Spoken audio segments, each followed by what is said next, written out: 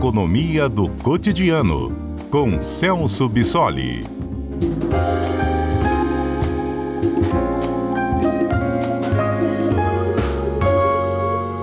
Olá, Celso Bissoli, boa tarde, bem-vindo por aqui. Boa tarde, Johnny, boa tarde, Adalberto, boa tarde a todos. Celso, hoje vai ser uma análise muito interessante, a gente está aqui na expectativa para te ouvir. Esse ano a gente falou bastante sobre inflação, agora tem até uma previsão de uma inflação mais ou menos dentro ali do teto da meta. A gente falou sobre o aumento na renda média do brasileiro. Mas por que as pessoas ainda têm essa sensação ou estão vendo o dinheiro indo embora mais rápido, o que elas estão ganhando não está dando para comprar tudo? Por que a classe média sente que as coisas estão mais caras, Celso? Tem uma explicação? Sim, tem uma explicação. Quando a gente olha esse padrão de distribuição da renda no país e do consumo, a gente consegue perceber por que as pessoas têm essa sensação, especialmente a classe média. Ou seja, quem está no meio dessa pirâmide de distribuição da renda. É claro que a inflação é um componente importante, que todas as classes de renda sentem, mas obviamente, especialmente a população de mais baixa renda, até porque a inflação, notadamente a inflação que a gente observa sobre os produtos alimentares, por exemplo, esses produtos mais básicos, então as pessoas dessas faixas de renda acabam tendo uma sensação de que gastam mais e efetivamente gastam mais comprando esses produtos. Mas quando a gente está falando da classe média e, portanto, a gente está olhando mais ou menos para o meio dessa pirâmide de distribuição de renda, pensando aí naquelas famílias em que a gente tem uma renda domiciliar per capita entre aproximadamente R$2.000 e R$8.000 por mês, seriam as pessoas consideradas classe média aqui no Brasil. Para além da inflação, que é um fenômeno importante de corrosão do poder de compra, a gente tem alguns outros fatores estruturais que explicam por que ao longo dos anos houve um achatamento, especialmente da renda desse grupo de consumidores da classe média. Obviamente, quando a gente está falando da população de mais baixa renda, a gente sabe do comprometimento da renda dessas pessoas com esses produtos mais básicos e o efeito que a inflação tem sobre isso. Quando a gente olha para o topo da pirâmide de distribuição de renda, a gente vê um aumento de renda que essa população sempre teve e o estrangulamento na classe média que a gente observa, tem alguns elementos importantes estruturais que ajudam a gente a entender que vão para além da inflação. Um deles está relacionado à maneira como a renda dessas famílias é composta.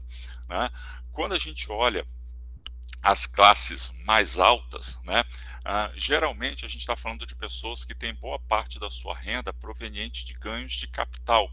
E ganhos de capital, em geral, são isentos de impostos.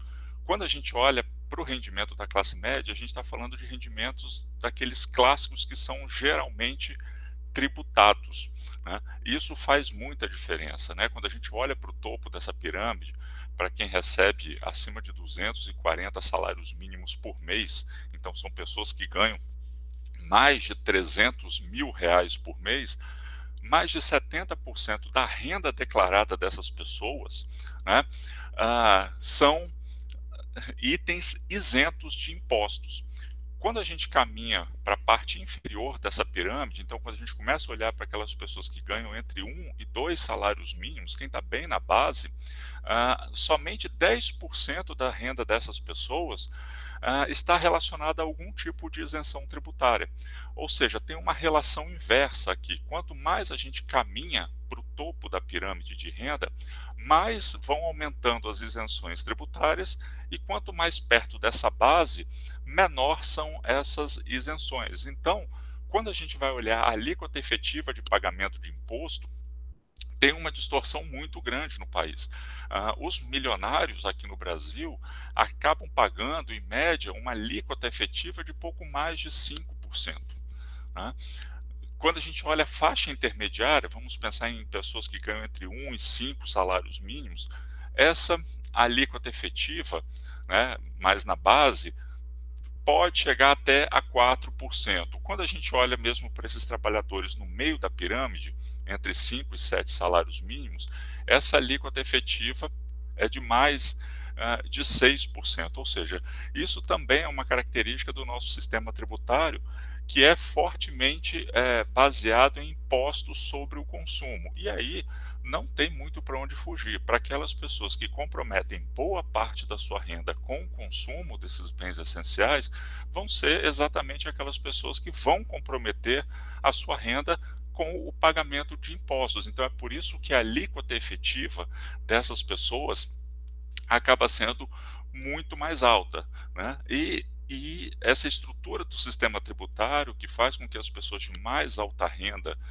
sejam isentas de impostos, tem a ver com o principal instrumento utilizado por essas pessoas, né, em relação à distribuição dos lucros e dividendos das empresas. Na verdade, lucros das empresas são taxados no Brasil, né? A questão é que a distribuição para as pessoas físicas, aquelas pessoas que são sócios, acionistas, controladores, investidores, essa distribuição, sim, é isenta de tributação desde 1996. É algo que a gente sabe que não acontece na maioria dos países, né? São apenas 4 países no mundo, além do Brasil, que não tributam essa distribuição, né? Então, esse topo da pirâmide, né, se a gente olhar para o 1% do topo da pirâmide, bem a ponta dela, né, mais de 60% da renda dessas pessoas é formada só por esses dividendos, que é justamente essa parte do lucro que as empresas pagam para donos, sócios e acionistas. Ou seja, a gente está falando de 60% da renda do 1% mais rico que não paga nenhum imposto.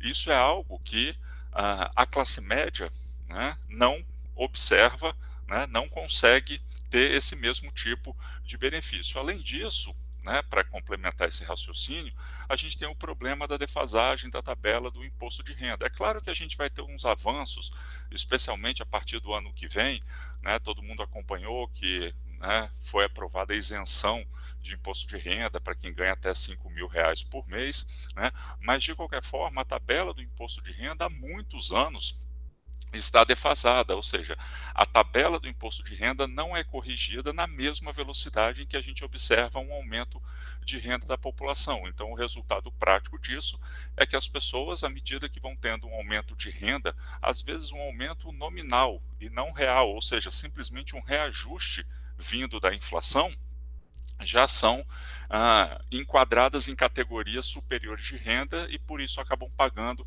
mais imposto, né? Então a gente tem a alíquota mínima aqui no Brasil de 7,5% e máxima de 27,5%. Isso também vigora aqui no Brasil desde 1999, enquanto a gente tem países que apresentam uma estrutura tributária muito mais progressiva, né? Ou seja, que vai aumentando à medida que a renda dos contribuintes aumenta. Então a gente tem a Suécia, que é o exemplo clássico, que chega a mais de 60% de tributação, a Alemanha e a China, mais de 45%.